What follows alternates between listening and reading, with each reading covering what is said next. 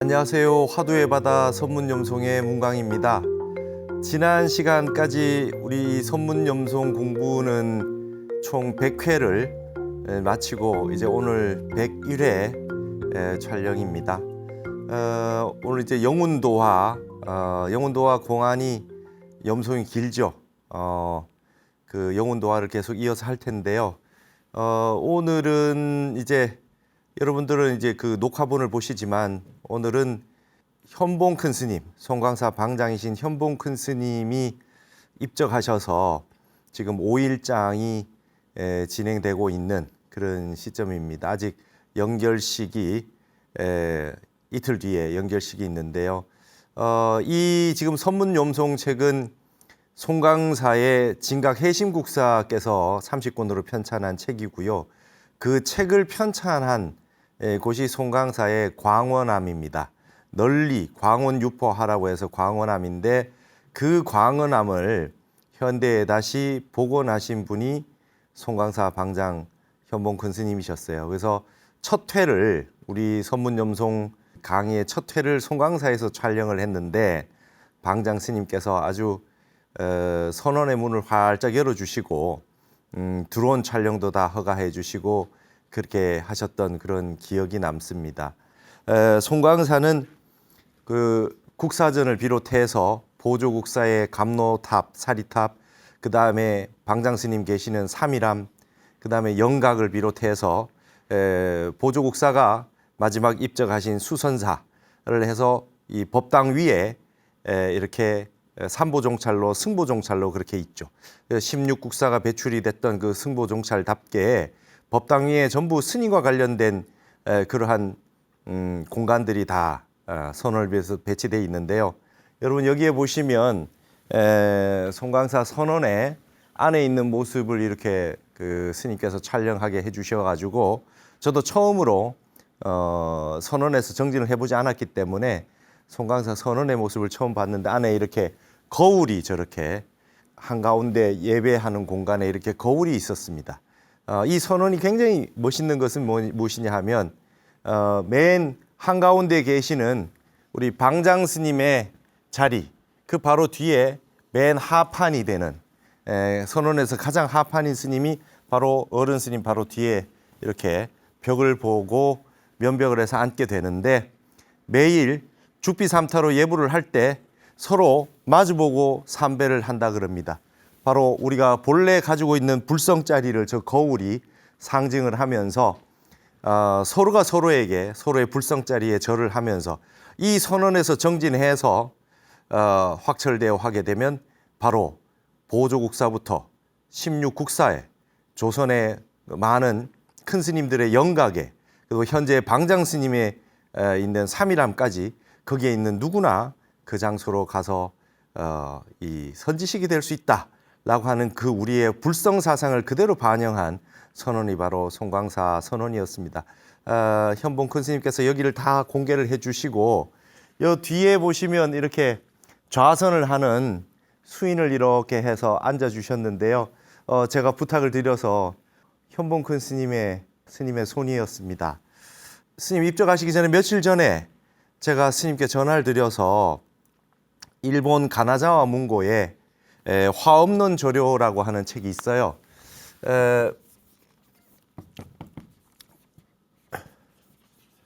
화엄론 조료라고 하는 것은 뭐냐 하면 그 보조국사 진울 스님께서 중국의 화엄론 이통현이라고 있죠. 이통현이라고 해서 이통현이라고 하는 거사라고 하는 분인데 아주 도인이었어요. 이분이 화엄경 전체를 이 그 통현론이라고 하는 건 화엄론이라고 40권으로 종지를 뽑아서 요약을 해놓은 것이 있습니다. 타너 스님이 화엄경을 번역할 때 하남 스님께서 타너 스님에게 이 통현론 현토라도 좀 해달라. 스님이 글을 잘 보니까 통현론이 아주 중요한데 번역이 없다. 현토라도 한번 해달라라고 하는 그 말씀을 부촉하셔가지고 타너 스님이 이통현의 화엄론을 중심으로 해서 원문의 현토를 하기 시작을 했는데 하다 보니 화엄경 전체에 현토가 없어서 화엄경 전체도 현토도 하고 통연론도 번역하고 화엄경 전체도 번역하면서 그 18년간의 화엄경 번역 불사가 시작이 됐다 그래요. 이 통연의 화엄론이 왜 중요하냐 하면 그 청량진관 소초, 청량국사의 소초가 너무나 훌륭하지만 작구의 해석이나 교학적인 부분이나 자세하게 주석이 되어 있지만 화엄경도 내용이 80권본 화엄경인데 주석이 또 굉장히 많잖아요. 청량소초가. 근데 이 통연론은 40권으로 요약해서 종지를 드러냈다. 종지가 확연히 드러나게 만들어 놓은 게 이 통연의 화엄론입니다. 근데 이 화엄론은 역대로 거사님의 작품임에도 불구하고 선승들, 선사 스님들이 아주 좋아했거든요. 왜냐하면 종지가 확연히 드러나니까 선과 화엄이 일치하는 형태로 주석을 잘 다뤄놨기 때문에 이러한 이통연의 화엄론을 보조국사께서 화엄론을 저료 3권으로 요약했습니다. 3권으로. 3권으로 요약을 해서 이 통연론 가운데 핵심되는 것을 3권으로 요약한 게 바로 보조국사의 화엄론 저료인데 이게 한국에는 책 이름만 있고 책이 존재하지 않아요. 보조 전서에 없습니다. 이 통연의 이 화엄론 저료를 바탕으로 해서 아마 원돈 성불론, 보조국사의 화엄에 대한 핵심적인 그 요약본이라고 할까요? 원돈 성불론을 그렇게 또 쓰시게 된 것 같은데 이 화엄론 저료가 일본의 금택문고라고 하는 가나자와 문고의 유일본이 세계 유일본이 있거든요. 이거를 1930년대에 이종익 선생께서 일본에 가셔서 이걸 보셨단 말이에요. 그래서 필사를 해오셨어요. 필사를 해오셔서 한 분은 본인이 간직을 하고 한 분은 송강사에 기증을 했다. 이렇게 역사적 기록이 남아 있고 그 다음에 1960년대에 김지견 선생이 동경대에 유학을 가셔가지고 또 이 가나자와 문고에 가서 화엄론 저료를 또다시 한 부를 마이크로필름으로 촬영을 해와서 일본에도 출간하고 한국에도 출간을 했지만 정식으로 이 화엄론 저료가 아직까지 한국에 원본으로 출간돼서 한국인이 자유롭게 보기 쉽지 않게 돼 있습니다. 복사를 해와도 복사한 사람만 봐야 되고 그 다음에 복사한 글 바탕으로 해서 연구를 해서 연구소를 쓰게 되면 또 그것도 가나자와 문고의 허락을 받아야 되고 뭐 아주 굉장히 복잡하게 되어 있는데 이번에 제가 소속돼 있는 동국대 불교학술원의 HK 연구단에서 이 화엄론 저료를 책으로 간행하게 되는 어떤 그런 인연이 됐어요. 동국대 김천학 교수님께서 아주 인연이 깊으셔가지고 그동안 많은 노력을 해오셔가지고 이 책을 간행을 하게 됐는데 한 몇 년 걸릴 것 같습니다. 그래서 저도 이게 동참을 해서 하게 되는데 이 화엄론 저료 책을 혹시나 송강사에 그때 이종익 선생이 필사했다라고 하는 것이 있다는 기록이 남아 있는데 한번 찾아봐 주십사 해가지고 방장이신 현봉 큰 스님께서 이 길을 다 찾아주셨어요. 그래서 박물관장이신 고경 스님께서 그 화엄론 저료의 3권 가운데 2번째 권, 2권이 지금 하나 남아있다. 그래서 이게 전부 스캔을 떠서 저에게 보내주셨어요. 그렇게 통화를 한 지 며칠 뒤에 우리 현봉 큰 스님께서 입적을 하셨다는 황망한 소식을 들었습니다. 참 저도 너무나 그 친절하시고 자상하시고 한학에도 능하시고 선지도 있으시고 글도 잘 쓰시고 모든 기억력도 너무 좋으시고 두루 선문염송을 그 세상에 광원 유폐했던 광원함을 다 복원을 하시고 진각 해심국사의 사리탑을 모시고 그렇게 오랫동안 잘 정진하셨던 어른 스님이신데 이렇게 잘해주셨던 어른 스님이신데 참 빨리 입적을 하셔서 너무나 안타까운데 한편으로는 이렇게 생각을 했습니다. 스님은 스님답게 스님다운 가풍으로 누구에게도 피해를 끼치지 않고 모두 솔선수범해서 스님께서 직접 다 하시던데 아무에게도 그 시병의 그 어떤 그런 인연을 맺지 않고 말이죠. 남 힘들게 하지 않고 아주 멋진 열반상을 보여주고 가셨다 이런 생각이 들면서 아무래도 도솔촌 내원궁 선방에 인재가 필요하신가 보다 그게 어른 스님이 필요하신가 보다. 그래서 스님을 빨리 이렇게 모시고 가신 게 아닌가, 이런 생각을 하게 됩니다. 스님께서 그래도 저희들에게 남겨준 육풍이 있고 가르침이 있어서 그 가르침을 잘 이어서 그렇게 저희들도 열심히 따라서 공부를 하도록 하겠습니다. 저의 선문염송 요칙 책에 서문도 써주시면서 이런 말씀을 하셨어요. 중국에 북경에 만리장성이 있다면 한국에는 송강사에 선문염송이 있다, 이런 말이 전해져 내려오고 있다. 이게 선문염송이 우리의 그 중국의 만리장성에 버금가는 국보와 같은 것이다. 이 위대한 어록이 남아 있어서 우리가 지금 이렇게 화두 참선을 할 수 있지 않느냐, 이런 말씀을 해주셨던 어른 스님의 그 가르침을 잘 받아서 정말 시작에 함께 스님과 함께 했는데 100회까지 스님이 계셔 주시고 101회에 이렇게 스님께서는 참 먼 길을 가셨습니다. 그러나 여러분, 우리 대승불교의 우리 대승에서는 말이죠, 아라한가를 말이죠, 불례라 그래요. 다시 오지 않는다, 그죠? 불례. 아라한가를 얻으면 다시 오지 않는다고 알고 있지만 대승에서는 그렇지 않습니다. 보살, 대승 1승 보살도 보살행에 입각하면 그러면 지금 와 계신 큰 스님들은 다 못 깨치셔서 다 와 계신가? 그렇지 않다 그래요. 제례라 그럽니다. 이 대승권에서는 말이죠, 제례인이라 그래요. 아라한가를 얻어도 중생들을 제도해야 될 일들이 많기 때문에 미륵이 하생해서 가섭존자가 급루가사를 입혀드리고 미륵임을 인증할 때까지 가섭존자 역시 열반에 들지 않고 계시고, 역대 많은 조사 스님들도 대를 이어서 다 제례해서 오셔가지고 중생들을 제대하고 계신다. 마치 관세음보살, 문수보살, 보현보살, 지장보살과 같이 많은 선지식 스님들도 다시 오셔가지고 보살행을 하러 다시 오신다. 우리는 이렇게 알고 있어요. 그래서 지금 계신 큰 스님들이 절대로 공부가 덜 돼서 다시 윤회에서 와 계신다고 믿지 않습니다.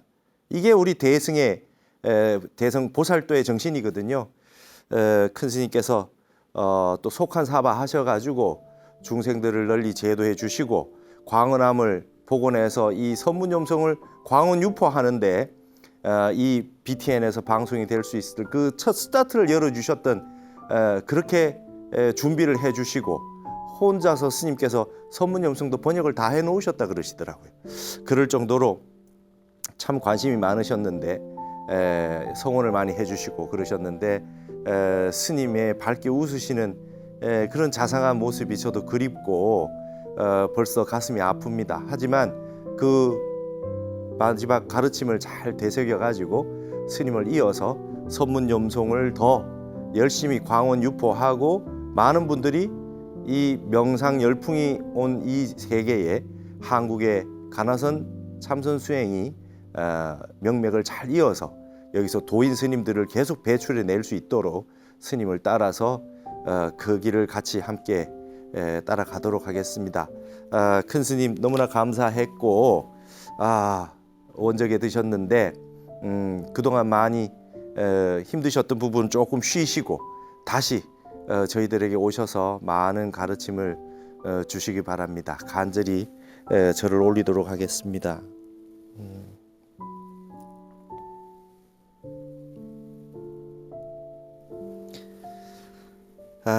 이어서 저희들은 또 지금 때마침 이제 봄날이라 여기에 이제 영운도하는 복사꽃인데요. 스님의 이 말씀처럼 이 복사꽃 영운도화에 담겨 있는 봄을 맞이한 우리 깨달음의 세계, 그 세계를 또 이어서 우리는 열심히 정진을 또 해야 되겠습니다. 오늘은 이어서 주감규 선사의 송이 있는데요. 주감규 선사의 송을 한번 또 같이 보도록 하겠습니다. 주감규가 송하되 도화 심건객이 불어소 춘풍이라 백두귀 미득하고 가주 해문동이라 그랬습니다. 복사꽃에서 검을 찾던 나그네가, 여러분 우리 다 검을 찾는 나그네입니다. 우리가 가지고 있는 마음에 있는 큰 우리가 본래 갖추고 있는 말이죠. 근본 자성자리가 이게 아주 멋진 취모금을 하나 가지고 있거든요. 그게 바로 검을 찾는 나그네단 말이죠. 마을 없이 불어 소춘풍이라 봄바람에 웃고 있구나. 이 화창한 봄날에 우리 현봉 큰 스님께서 입적을 하셨는데 복사꽃 피고 매화가 피고 말이죠. 이런 그 봄날 봄꽃이 환하게 피고 지금 뭐 철쭉에서부터 시작해서 봄꽃들이 연이어서 말이죠. 쫙 피는 이 시절에 스님께서 불어 소춘풍이라 봄바람을 말없이 봄바람에 웃고 계시는구나. 이 불어 소춘풍이 많이 큰 스님 가풍 같아요.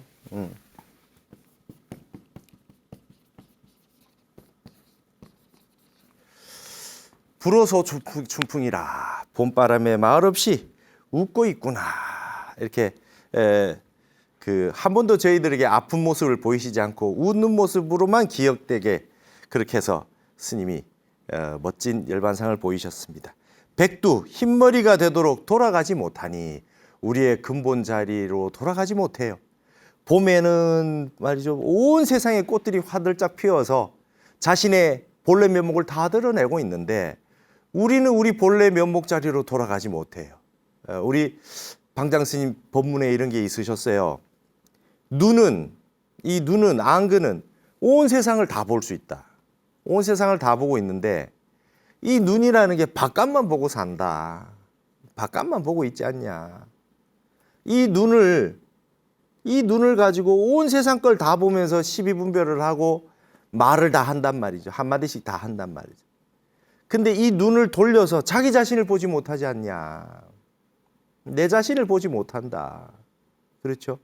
불어소춘풍이라 바깥 얘기는 하지 말고 세상에 일어나는 모든 시비분별이 다 끊어져서 환하게 웃으면서 이 세상에 나쁜 일이 어디 있습니까? 그죠? 좋은 일밖에 없대. 이 봄바람에 쭉 이렇게 보면서 말없이 웃을 수 있는 그 힘은 내 반조다.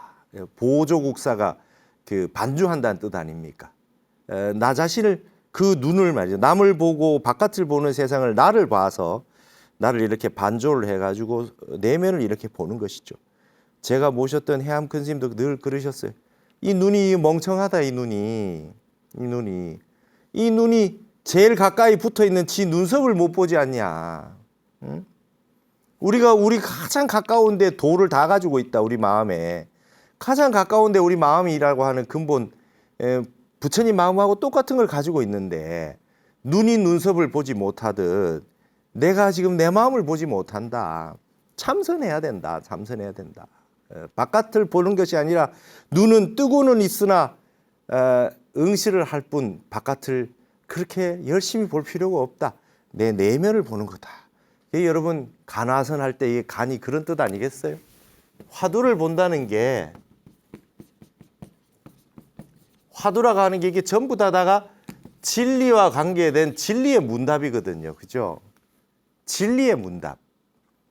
의문이 되는 진리를 담론했는데 너무 어려워서 알 수 없는 그 말씀. 이게 지금 이 화두단 말이에요. 화두를 본다 했어요. 이게 뭐가 보겠습니까? 육안이 바깥을 쳐다보는 그런 본다하고 같겠습니까? 그동안 수십 년 복사꽃을 보고 다녔는데 왜 그때는 못 깨쳤을까요? 이 눈이 색경이라고 하는 바깥 세상만 보고 있으니까 이 눈을 돌려서 자기 내면을 본다. 화두를 본다라고 하는 게 이게 지금 멋있는 말 아니에요? 화두를 든다. 화두를 참고한다. 다 말이지만 이게 화두를 본다 그랬어요. 눈이 눈썹을 보지 못하듯이 보는 것이 아니라 우리의 근본 진리가 되는 근원적인 그 의문 덩어리가 되는 말씀을 내면적으로 잘 살펴서 보는 이게 바로 간화선의 본다입니다. 그래서 말없이 이 봄바람에 환하게 웃을 수 있는 복사꽃을 보고 수십 년 눈으로 보고 있었던 그 복사꽃이 아니라 진정한 내면의 근본 자성이 열려서 그 거울이 환한 거울이 복사꽃이 비춰가지고 크게 깨달았던 이 영훈 스님처럼 우리도 이제 그렇게 돼야 되겠다. 결국 머리가 하얗게 돼가지고도 한 번도 자기 자신을 보지 못하고 근본 자리로 돌아가지 못해서 가주 해문동이라 집은 말이죠. 집은 해문의 동쪽에 있구나. 해문이라고 하는 거는 이게 육지에 이렇게 바닷물이 들어오는데 길게 그죠? 길게 돼 있어 가지고 이 육지하고 육지 사이에 바닷물이 들어오는 거예요. 바닷물이 들어와 가지고 긴 공간이 생긴 겁니다. 이걸 해문이라 그래요. 해문이라 그래요. 육지와 육지 사이에 이제 끼어 있는 그 아주 좁고 긴 바다를 해문이라 그러는데 결국은 이걸 뭐겠습니까? 관문이죠, 관문. 육지에서 육지까지 그냥 쉽게 다닐 수 있는데 그 바닷물이 들어와가지고 끼어 있으니까 또 하나에 넘어가야 될 관문이 된 거죠. 집에 돌아가지 못하고 있는데 우리가 왜 못 돌아가고 있느냐? 하나의 관문을 투과하지 못해가지고 본 고향으로 돌아가지 못하고 있다. 이래서 이제 그 관문, 그 근본 자리로 돌아가게 되는 그 관문, 의심덩어리가 되는 관문, 그게 간화선의 화입니다. 화두입니다. 화두. 그거를 끊임없이 관하고 있다. 본단 말이죠. 이 고기 눈알이 바깥 색경을 바깥을 보고 있는 것이 아니라 관조해서 근본 자리를 착 보고 있는 거. 그거를 말하는 거죠. 그래서 집이 해문의 동쪽에 있구나. 여러분, 저도 벌써 이제 흰머리가 많이 났는데요. 머리가 허해지고 이빨이 누래질 때까지 우리 근본 자리를 한 번도 보지 못하고 내 눈이 내 눈을 보지 못하듯이 그러고 세상을 살아가고 있다. 이렇게 100년을 살고 1000년을 살고 10,000년을 산들 무슨 소용이 있겠느냐. 그래서 심건객이다. 우리 근본 가지고 있는 취목음 칼을 찾는 나그네가 돼서 이 봄날 어른 큰 스님의 원적을 한번 떠올리면서 여러분들의 본래 면목을 근본 자리를 이 눈을 돌이켜서 한번 보는 그런 인연을 맺었으면 좋겠습니다. 우송하되 또 하나의 송을 읊었어요. 간보노용 유미철이라 하니 감히 노용이 철저하지 못함을 간직하고 있구나. 현사사비선사가 이렇게 얘기를 했는데 현사지연이 하대절고 현사 스님의 말씀이 어찌 그리 크고 간절한고. 이 말에는 이치가 있다 말이에요. 왜 현사 스님이 이렇게 말했겠느냐. 영훈 스님이 크게 깨치셨는데도 불구하고 왜 이런 말씀했냐. 하대절인고 어찌 그리 크고 간절한고. 군간맥상 도화홍하라. 그대는 언덕 위에 있는 복사꽃의 그 붉음을 한번 봐라. 언덕 위에 복사꽃이 빨갛게 피어있을 때 얼마나 아름답습니까? 그 붉은 색깔을 한번 봐라. 그 어떠냐? 진시리인 안중열이라. 그 모두 진시라고 하는 게 다할 진짜니까 모두가 전부 다가 시라고 하는 거는 비동사니까 모든 것이 주격으로 만들어 주겠죠. 모든 것이 리인 집 떠난 사람의 안중혈이라 눈 속의 핀이라. 눈 속의 핀이라 하는 게 뭡니까? 피눈물이니라 그랬어요. 복사꽃을 집 앞에 있는 복사꽃을 보고 본래 자성을 발견하지 못해서 온 천지 봄을 찾아 나서서 떠돌아다닌다면 집을 떠나서 그래서 이게 백발이 돼도 돌아오지 못한단 말이에요. 자기 자신을 찾지 못하고 봄에 밖에 나갔는데도 봄꽃이 피고 봄바람이 부는데도 봄을 찾지 못했어요. 온 천지를 돌아다니다가 그게 피눈물이 났다. 아무리 찾아도 보이지 않으니까 피눈물이 났어요. 피눈물이 났는데 그 피눈물이 다 저 복숭아 꽃에 저 빨간색이 되지 않았냐 이게. 이렇게 표현해 놨습니다. 이 집 떠난 사람의 피눈물이다. 그게 복사꽃 붉은 색깔이다. 이렇게 했어요. 여러분 앞으로 우리 선문연무성 공부하신 분들은 봄에 복사꽃을 보면 복사꽃이 황홀경이잖아요. 황홀합니다. 황홀해요. 복사꽃은 신선을 얘기할 때 전부 복사꽃이 등장하잖아요. 복사꽃을 찾아서 이렇게 들어가다 보니까 정신을 잃고 들어갔더니 어디 선경, 신선의 세계를 만나게 된다. 이게 복사꽃의 그 메시지 아닙니까? 상징이거든요. 복사꽃이. 신선이 된다. 복사꽃을 하늘에 있는 복숭아를 훔쳐와가지고 먹고 천도 복숭아를 먹고 동방사기 장수했다. 뭔가 신선의 세계단 말이죠. 근데 이제 앞으로 우리 영혼도화를 공부하신 모든 분들은 복숭아 꽃을 보면 자기를 찾지 못해서 온 세상을 떠돌고 봄이 돼도 봄을 보지 못했던 분들이 그렇게 떠돌아다니던 분들의 피눈물이 그 빨간색 핏물이 저렇게 복사꽃의 빨간색으로 되어 있구나. 심근객을 생각하셔라. 앞으로는 영혼도화를 공부해 보신 분들은 봄꽃들을 보면서 내 눈썹을 내가 쳐다보지 못하는 이 내 눈에 그 제대로 자기를 보기 위해서 공부했던 그런 수행자들의 그 피눈물이 저 빨간 꽃으로 됐구나.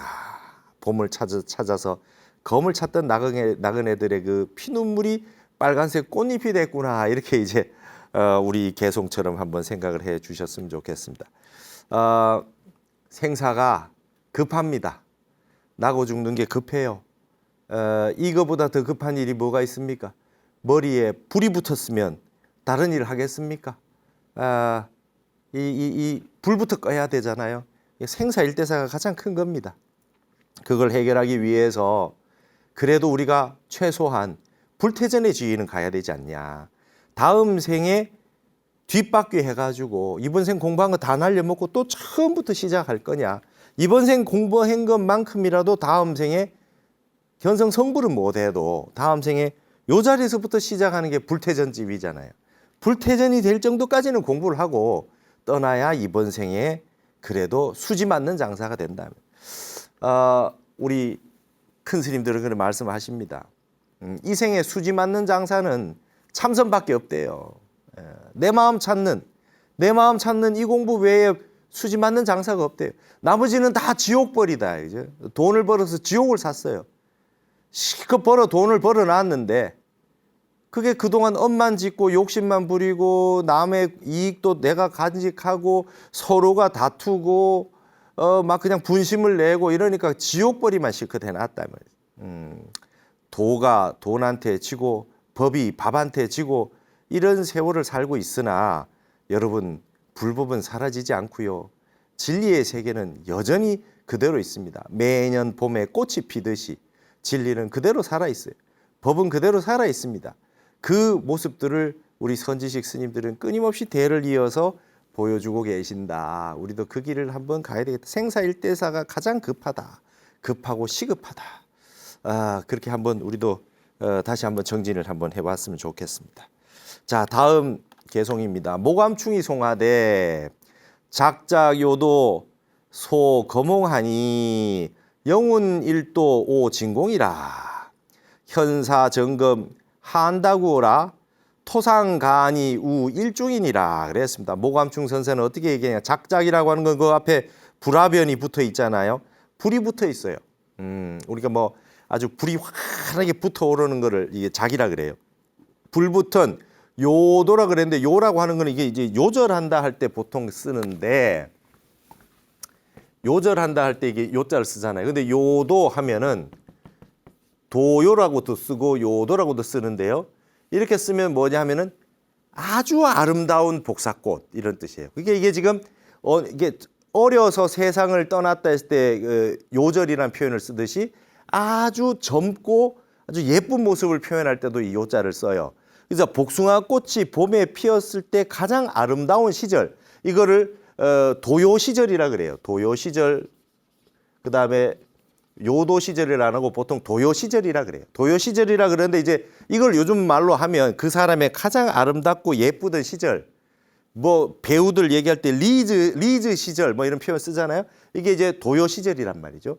근데 복사꽃이 필 때가 그 나무가 가장 아름다울 때 아니겠어요? 봄이니까. 그래서 이걸 청춘이라 그러죠. 청춘이란 말을 쓰는데 이 도요 시절이라고 해요. 그 환하게 불 붙은 것처럼 아름다운 그 복숭아 꽃에 소검홍 웃는 그 뺨의 그 붉은 색깔을 한번 봐라 이 말이에요. 그걸 여러분 복사꽃이 꽃잎을 이 뺨에 비유했어요. 그러니까 이제 이 젊은 이 청년들이 이제 나이가 이게 그 봄이 됐을 때 얼굴이 벌구름하게 그 이쁜 시절 그거를 꽃잎에다가 비유를 한 겁니다. 자, 불붙는 복사꽃이 웃는 뺨에 빨갛게 그렇게 비치는데 말이죠. 영훈 스님은 한 번 보고 진공을 깨달아 버렸다. 그 세상을 쫙 보고 그 꽃을 보고 진공을 깨달아 버렸대요. 한 번 보자마자. 아, 이게 그냥 우주법계가 말이죠. 이게 여러분 자연에서 배우는 거 아닙니까? 자연에서 모든 일어나는 현상들이 우주법계의 진리들을 다 현현하고 있어요. 사법계입니다. 사법계. 있는 그대로의 진리입니다. 산은 산대로, 물은 물대로, 새는 짖고 꽃이 피고, 그렇죠? 이 모든 하나하나 삼라만상 두두물물이 진리 아님이 없다. 이곳에서 영훈 스님은 진공을 깨달았느니라 그랬어요. 근데 현사 사비선사가 점검을 했는 게 한두구라 그랬어요. 두구라고는 입이 많다 이 말이지. 한가하게 입이 많았다. 쓸데없는 소리 많다. 군더더기 말이 많다 이 말이에요. 군소리가 많았으니 토상간이 흙 위에다가 진흙을 쳐발랐다. 흙 위에다가 진흙을 얹어가지고 또 한 겹이 되었네. 여기에 이 말씀은 괜한 소리 했다. 현사사비선사가 괜한 소리 했다. 쓸데없는 소리 했다. 흙에다가 진흙이나 덕지덕지 발라놨는 것밖에 안 된다. 여기서 개송은 이렇게 해놨습니다. 이것도 또 모감충 선사의 또 하나의 그 멋진 개송이죠.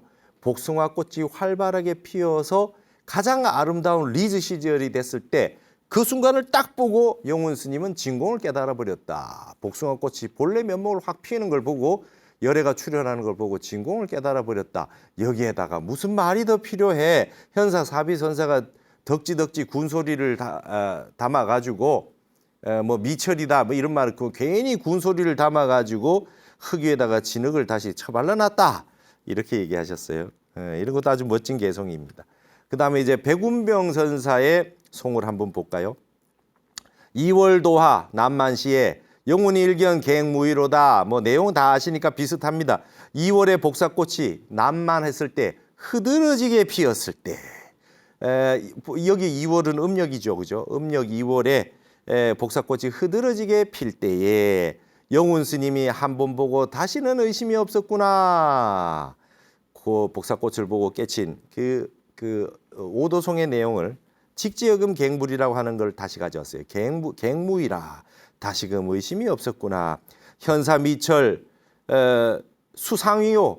현사 스님이 철저하지 못하다고 했던 걸 수상위, 상위라고 하는 거는 잘 알다 이 뜻이에요. 상위라고 하면 잘 알다. 누가 그 말씀을 잘 알 수 있겠느냐. 현사 스님이 철저하지 못하다는 말도 참 어려운 거다. 누가 그 말을 잘 알겠느냐. 비공 종래 향하순이라. 비공 콧구멍은 종래로 본래부터 향하 아래로 향해서 수 드리워져 있느니라. 여러분 콧구멍이 아래로 돼 있지 뭐 콧구멍이 위로 돼 있습니까? 뭐 들창코가 가끔 있긴 해도 하늘을 향해서 있지는 않잖아요. 약간 들리고 뭐 내리고 이 차이는 있다 해도 코가 말이죠 항상 밑으로 내려져 있죠. 이거는 그냥 3~3은 6인이라 9~9는 81인이라 하는 거하고 똑같아요. 물은 아래로 흐르고 그렇죠?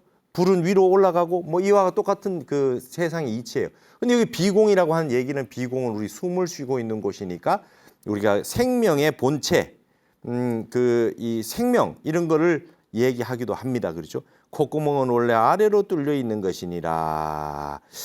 현사 사비선사의 말씀이 누가 잘 알겠느냐? 콧구멍은 아래로 열려 있느니라, 드리워져 있느니라. 여러분 현사 사비선사의 말씀을 그렇게 복잡하게 생각하지 마라. 콧구멍은 아래로 열려 있는 것이니라 이래버렸어요. 그러니까 이게 다 알고 나면 쉬운 거죠. 알고 나면 쉬운 거예요. 이 경계 안에 이렇게 난해한 향상구라고 하는 어려운 이 현사 사비선사의 말씀, 이 향상구의 세계인데 여기 재미난 표현이 있잖아요. 콧구멍은 향하, 아래로 향해 가지고 드리워져 있다 이래놨어요. 이게 아주 재미난 말이에요. 현사사비선사의 말씀은 향상일로의 최고의 어려운 공안이란 말이죠. 근데 그거 누가 그렇게 잘 알 수 있겠어? 어렵지, 잘 알 수 없지. 이래놓고는 하시는 말씀이 콧구멍은 아래로 흘러져 있지. 콧구멍은 아래로 내려와 있어. 향상의 세계를 묻는 가장 어려운 공안이지만 콧구멍은 아래로 내려져 있지. 이렇게 말씀하셨어요. 이게 아주 재미난 개송입니다. 큰 뜻을 담고 있죠. 알고 보면 말이죠. 향하사처럼 간단한 거다. 알고 나면 뭐 그걸 알지 못하니까 복사꽃을 보고 수십 년을 보고 있어도 몰랐는데 알고 나니까 한순간에 직지역음 갱불이 의심이 하나도 없이 다 알게 되잖아요. 이게 향상과 향하의 세계는 서로 붙어 있는 겁니다. 알고 보면 아주 향하의 일이 돼버려요. 향상꾸라 하더라도 내 마음이 텅 비어서 진공을 깨쳐서 이 개합이 되면 향상꾸라도 향하의 세계처럼 쉽고 간단한 이치가 여기에 다 있다. 이런 말씀을 이렇게 고구정량하게 해주셨습니다. 자, 여러분 그 다음에 이제 이러한 우리 영혼 도화를 이렇게 보면서 지금 이제 코로나도 지나고 봄날에 이렇게 꽃을 볼 수 있는 시대가 왔어요. 우리가 이런 시절 인을 살고 있어요. 여러분 지금 사는 시절은 어떤 시절이십니까? 여러분 도요 시절입니다. 사시사철이 도요 시절이에요. 사시사철이 꽃이 활짝 열려 있는 시절입니다. 법화경, 화엄경 전부 꽃을 얘기하고 있어요. 그게 봄에만 보는 경전입니까? 봄에만 해당합니까? 꽃 필 때에만 읽는 경전이고 그렇습니까? 예, 여러분 80이 되고 90이 돼도 여러분들은 도요 시절입니다. 항상 아름다운 최고의 시절이고요. 리즈 시절이 지금이 바로 리즈 시절입니다.